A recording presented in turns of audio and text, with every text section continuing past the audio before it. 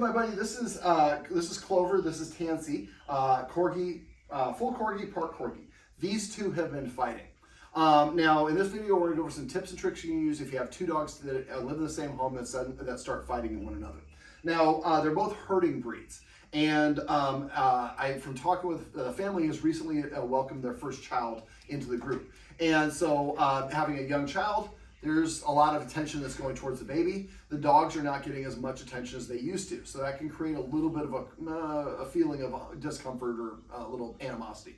I don't think that's what's going on here. I think the problem is we have a herding breed and a herding breed, and they both think they're in charge, and they think the other one is doing it wrong. Now, like a lot of herding breeds, they're fun. They like to have fun themselves, but if they see other dogs having fun, they don't like that.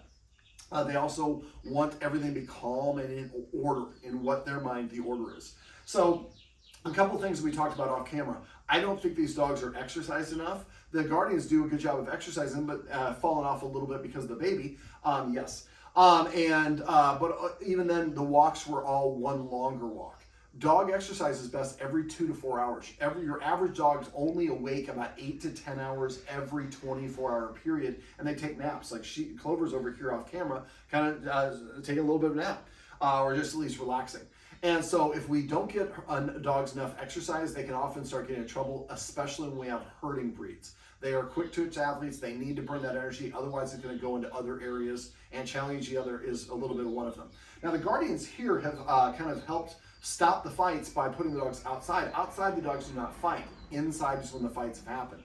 So to me, I think what's going on is both dogs think they're in charge. The other dog they think is doing something wrong. And when they're inside, they're kind of getting in each other's way. And that's where some of these fights have happened. Now, the fights have gone on before. Yes. The fights have gone on before, but they haven't been bloody or a real fight where they latched on. It was kind of more blustering. And now I'm watching the body language here, and then Clover is over here. If you could take a step over here and see if you can get Clover in the shot too. Clover's staring directly here. And a stare is not necessarily a good thing. We're going to go over body language here in a sec. What I've done is I've got 2 tethers. I want the dogs to be in the room together. They cannot reach each other. Sometimes the humans need to see that there's a construct in place where the dogs can't actually do any damage to feel more comfortable and secure. So I'm doing that because I want to make sure. But right now, she's giving a little side eye. She saw her going over here. They're both girls. And she's like, I don't like what you're doing over there. One of the cutoff signals for dogs. I am old, so I can't sit on my knees for too long. I didn't zoom. What's that? I have not been zooming at all. No, please don't. Keep it wide.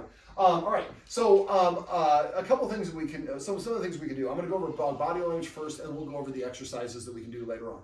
So body language. So if you want to watch her ears, you're going to see her ears go back as I reach over her head. Ears going back, ducking the head, turning away, wide, unblinking eyes, direct stare, going from an open to a closed mouth with a stare, are all cutoff signals for dogs. Sometimes refusing to look at the other dog or looking at them through side eyes. Growling is a pretty obvious cutoff signal. Those are the dog's way of saying, I don't like something. Now, when dogs, affirmation signals for dogs include the nose going up. Let's see if her nose goes up. Nope, but she licked her lips a little bit, which can also be a sign of stress and anxiety. That's probably one of the first things you need to watch for when they're interacting with each other. You start seeing lip clipping. That's usually the first thing. If we can identify that the dogs are not feeling good with each other, and we intercede at the very beginning at level 1 or level 2, the first couple of initiations, then we can actually stop the fight from happening. It's usually she stares, she looks back, she bares her teeth, she growls, her ears go back, her gives side eye, and then the fight happens. And this can all happen really, really quickly. But the better equipped we are to reading our dog's body language, the better. Now we saw right here, we see that she's hearing something outside. She's more on alert. And she's chortling and bustling a little bit. You can go back there if you need to. And so now they're a little bit more aware because something else is going on. So now I'm a little bit more in my guarding mode. And so we have the baby just coming in and going to her suite. And so that can create a little bit more of on duty. I think the reason the dog's, and there we go, laying down, but she's laying down pointed exactly here, guarding mode. And when we go outside, there's a lot more space and they're kind of off duty. The humans are inside. So when they go outside, they're off duty. They don't have to be the sheriff. When they're inside, Sheriff 1, Sheriff 2, and this is where the bickering of fights come from.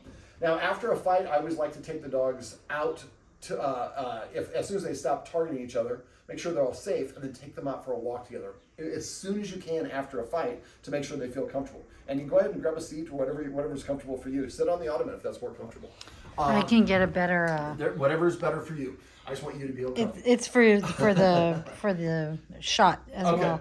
All right. So basically, after a fight, we want them to have something a shared experience. So the last memory they have is not of the fight with each other. Kind of going all over the place. They back up to body language. So yes. There's a little bit of movement. So I'm going to show you. I'm going to kind of do a little something. I'll explain what I'm doing in a little bit, but I'm going to do it as it occurs as I talk about other stuff. So eye contact, a hard stare, a long stare longer than 3 seconds. Those are things that the cutoff signals. The ears going back, the side eye, the wide eye. Now see her? She's kind of disappearing. She's turning her back to Clover. Clover. Thank you. Now she's laying over here and more facing Clover. And so, but a lot of times dogs will try to move away. But they're both facing each other. Dogs are like gunfighters. They want to see it coming. So what I'm doing here is every time she looks at Clover, yes, she looks at Clover, I'm giving her a treat. And I'm going to explain what we're doing here in a sec, but right now I'm just going to do it while we're doing it. I just want to point out so you know why I'm giving a treat. So learning dogs' body language, a little bit of a growl there. Now, the guardians here, I told them not to. Most people, when their dogs growl, they tell them no. You should never tell a dog no for growling. A growl is a warning. It's the dog's way of saying, I feel uncomfortable or I disagree. What it's trying to do is get the other thing to go away. If you, as the handler, separate the dogs, they don't have to fight because you solved their problem.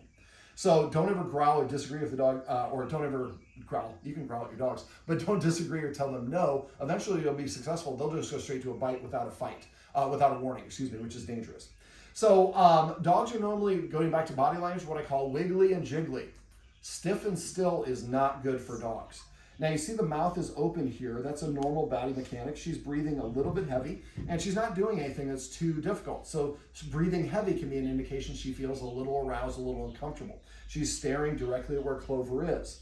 So yes, and I should have given that one sooner. I don't want to let the stares go on. So when I read dog body language, I first look at sections, either the head, the body, or the tail. We're going to skip the tail because they're corgis. So if I look at the head, are the ears up, are they back, or are they to the side? Up is more neutral. Back is I'm uncomfortable. To the side is a little bit more I'm humble. Staring. A look is fine. Staring, a long stare, especially one that's unblinking and goes on longer than 3 seconds, is something I'm going to try to disagree with by going, see how she looked at me? Use that pause interrupter sound. So you see them staring at each other. Make that sound. They both look at you. You can give them both a treat. And now you've interrupted them from continuing to escalate. Mm-hmm. Then I look at the eyes. Again, are they big and wide and unblinking, or are they kind of sleepy eyes? Affirmation signals for dogs are nose going up, sleepy, squinty eyes, leaning against you, leaning against me, putting their paw on top of your arm, or tilting their nose up. Those are positive signs for dogs. So it's important to know the positive and the negative. When they interact with each other in a positive way, that one of them looks at the other, gives squinty eyes, you should pet her. Yes, let her know that you like that sort of thing. All right, then I look at the lean, or I look at the dog's body, the breathing. Are they breathing fast? Are they holding the breath? Are they breathing normally? So recognizing the rate of how fast they're breathing can be a tip for you as well. Also, is their body tense or wiggly and jiggly like I talked about earlier? Also, do they lean? Sometimes dogs will do like this. They lean. Their back leg is way out over there. That lean says I'm uncomfortable. So I call that stealing second base, but that's an indication I'm uncomfortable as well. So if you start seeing some of these indications and you give them and then give the dog a treat or something along those lines, you've interrupted it and not allowed it to go any further. Now, we would like the dogs to spend some time in the house, but we want to make sure that they're safe. Tethering like this could be a nice way of doing it. Just make sure you size it up. They can't get to each other. Uh-huh. Just because they're tethered doesn't mean I want them staring at each other. Staring at each other, then we want to interrupt that sort of thing. Now, see if you can lure her out here. And you can grab some of those treats if you want. Yeah. So there's a game that I was playing called the Engage-Disengage game. Yes. Okay. I'm going to do it here. You're in the way, Gil. So the Engage-Disengage game is... Sit on the chair. Yeah. Is we're just going to reward when Tansy here looks at Clover. Now she's staring there. There we go. Yes. So when she looks at Clover, I'm saying yes, and then something good is happening. Yes. And see what she's doing? Can you toss me that container, make sure it's screwed on? No, the other one? Yep. Perfect. Oh, yeah, of course. So basically, what I want to do is I want to treat, and these guys are a little finicky in treats. We talked about feeding off camera. But what I'm going to do is I got the treat. She's looking at me. Yes. So when she looks at Clover, I'm saying yes and give her a treat. Can you see Clover in the shot? Yep. What is Clover doing different? Clover's no longer pointed here. Clover is parallel. Parallel is sideways. That's more approachable. That says I'm not so uncomfortable. I'm not guarding. Parallel with the back. Okay. So what I was doing is every time that she looked at Clover, I said yes. That caused her to turn to me, and I gave her a treat. This is called the engage-disengage game. So what we're saying is when you look at the other dog, and then I say yes, I'm marking the look, that causes them to turn away to get the treat. What are we doing? We're shaping the dog, looking at the other dog, and turning away from the other dog, and being rewarded for doing so. And we're using our marker word of yes every time she looks, so we know that's what she wanted. So if you do this right, it should look like nothing's going on. Everything should look fine. Yes. Now, this is called the engage-disengage game, because after a while, the dog will, let me see, yes. So right now I'm marking when she looks here. Eventually what I will do is she'll look here and she'll cheat, and she'll look up at me, anticipating the treat. And then I'll start going, when she does that, yes. I'll start marking when she looks away from the other dog. So at first we're kind of programming, looking at the other dog gets you treats. And after a while she gets so good at it, she just looks at the dog and looks away. Now what is she doing? Instead of staring at the other dog and initiating a challenge, she's looking at the dog and she's looking away at you and being rewarded for doing so. So we're teaching her to move away. Now the key for this one is the distance. If they were too close to each other, and that might be a fight. Clover, I can see, is giving a little side eye, still looking. She was parallel, now she adjusted, now she's kind of more looking towards her. And she's got her eye, she's like, she's watching. And so again, those are subtle things that we often don't pick up on. Now, they're both laying down, which is an indication of relaxation. He's also right behind her. It could be that too. That could be moral presence and support can certainly help. And right there, as I shifted, she shifted. She's on her hips. She shifted and put her hips underneath her because that makes her more ready to move in case something happens. Yep. So how comfortable is the dog? So what I want to do is right now she's looking at me. She just wants these treats. But every time she looks over there, I say yes and give her a treat. Now, eventually it gets to the point where she'll look and then look at me. Once that's, and let's say we're at 10 feet apart. Let's say now she's looking and looking away consistently. Then we can actually move into like 9 feet apart. And then we go back to rewarding the engagement and wait until the engagement turns into disengagement. Then we flip it to rewarding that. Gradually get closer and closer together. Now the goal is not to get them next to each other. But just when you look at the other dog, something good happens.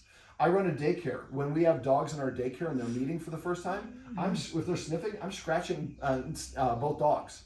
So every time if I'm getting my butt sniffed, I'm getting a pet. If I'm a dog that maybe doesn't like getting my butt sniffed. So I'm adding a little sugar on top. So every time they look at each other, let's make it into a positive thing. And right now, when they look at each other, it's a challenge. You better get out, you better get out. And then eventually it escalates into a fight. Well, if we can get them looking at each other in a calm way, that's great. Clover's eyes are now closed. She's going to sleep. Now she's still looking this direction, but she's looking and she's kind of going to sleep. Panting, mouth open, staring in that direction. There's not tension on the leash, but she's not as comfortable as probably she could be. You see her paws are right underneath her, and her ears are a little bit back and a little bit to the side. She's got a little tension in her face, and she's breathing a little heavy. She's communicating this is a little stressful because we don't spend time in the house together. We would like them to start spending time in the house together, but we want to pick and choose our battles. So I talked to the guardians about maybe getting a dog walker. After a dog walker, after exercise, the dog needs 10 to 15 minutes to recover. Then that's after that 15 minutes, that's the butter zone. So I would like these two to start being in the room together at times that we've taken care of their physical needs. The baby isn't crying. We don't have weed eaters or stuff like that. There's a lot of other stuff that goes on that we often don't take into account. A helicopter, a baby's crying, a truck beeping, things like that we just filter out because we live in a place like LA. To these dogs, that might add a little bit of extra stress to them. So if somebody's mowing the lawn and you just got back from the walk, that's not the good time to get them together. When they're nice and calm and relaxed, we want to curate positive experiences. When you're doing dog behavior modification, basically what you're trying to do is stack a positive experience on another one. So we'd like to have them come in the room, spend some time together, and then go back outside without any fighting. And even if it only has to be like 3 minutes, and then next time it's 5 minutes. You know, I'm just arbitrarily throwing out times. But we want them to practice being in the room together, not targeting or reacting to each other. That means no staring, no growling, no grumbling. What we see here is asleep. Now the mouth is closed a little bit. Not really much tension. Eyes are falling. Eyes are falling asleep. Yeah, she looks like she's more relaxed. Right now the leashes are preventing them from getting each other. Sometimes you need a little bit of a construct, a help to make sure that nothing's bad is happening. Now I'd also like the dogs to do some other things. I don't know, do they like peanut butter? Have you tried peanut butter? Yeah. Don't get good peanut butter, and make sure that peanut butter does not have xylitol. Xylitol is a fake sweetener. It's toxic to dogs. Okay. So Skippy and Jif are both okay. High-end peanut butter often doesn't work as well as just the commercial stuff. Get some Skippy or Jifs and get 2 lick mats. Lick mats are silicone squares or different shapes that you can smear peanut butter, cream cheese, frozen yogurt on. Licking and chewing release oxytocin and serotonin. Our camera person is a mother who is currently breastfeeding. And when she breastfeeds her child, it releases oxytocin and serotonin into her brain and to the baby's brain. This is referred to as the love drugs or love endorphins, and it helps you bond. Let's start having these guys, when they're together, have that endorphin release. So if we can start incorporating that, and it doesn't have to be right together. Just maybe one one lick mat's here, one is over there. They're licking. They don't even have to be looking at each other. We just want to pair being together with the endorphin release of that. Now we can also use bones and chews, but those are higher value items, and that can create a conflict. The nice thing about lick mats is they have suction cups, so you can put it here. The dog can't move it around. They can't guard it. If they go over there, they can't guard this one. So it kind of helps them feel a little bit more relaxed and comfortable. Okay. The dogs are already being walked together, which is something I like to do at least once on a daily basis, especially after an incident or something like that. But really what I like them to do is be together and practice being together like this, where they're both calm and they're not targeting each other. But again, the most important thing is that they're not targeting and there's no fight or anything happen. Look at that on her side. That's a sign of being comfortable. She's giving sleepy eyes. You can't see it in the camera because she's going to sleep. Completely relaxed. I'm relaxed. And so they're fine.